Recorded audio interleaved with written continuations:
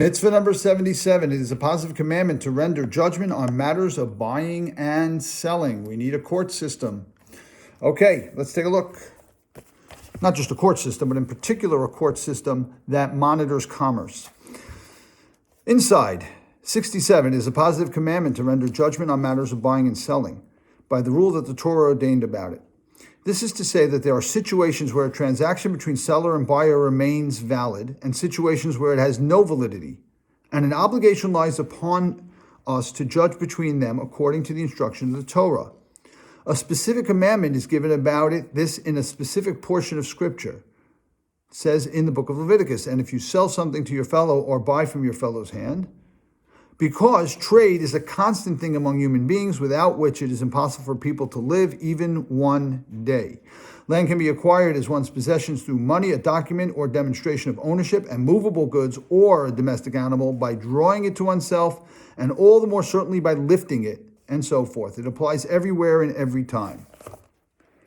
The Chofetz Chaim in this mitzvah, besides telling us that there's a mitzvah to judge these things because commerce has to go on and has to be fair, otherwise society is going to suffer considerably.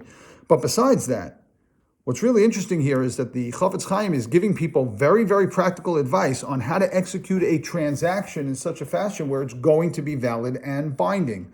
Let's look again, or I'll read it to you again. Land can be acquired as one's possessions through money, a document, or demonstration of ownership. Okay, you bought land from somebody. Says, yeah, sure, just give me the money.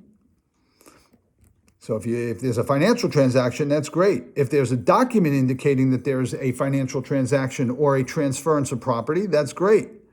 A demonstration of ownership might include you move in and you start building. You'd have to be there for a long time, though. This is a squatter's rights in legal terms. Okay? And he continues to say, movable goods or a domestic animal by drawing it to oneself. Right? You have an animal, you take it, and you start to walk away. And all the more certainly by lifting it and so forth. Lifting an item, right? So you give me an item, a transaction. So how do I make a kinyan? The technical word is kinyan. How do I acquire it? What's my act of acquisition? I pick it up. I'll tell you the one place where you can see that acquisition most commonly, although you'd have to be there for it, and most people don't notice this. But at a wedding, when the ksuba is written and signed, the groom takes upon himself the obligations of the ksuba, of the marriage document, and as part of that ceremony, the rabbi or whoever gives him something of value, or he takes something of value, and he symbolically raises it up to show that he is obligating himself in whatever it says in the document. So there are different ways to acquire things. It's really very practical advice, because if you don't know this, right, if you don't know how the law works, you're going to be in a lot of trouble. So here, at least, they wanted to be very, very clear. And it's important to note here with an animal, he says, that drawing it and lifting it. Notice, it's not good enough to have a contract. You have to actually take possession of the animal.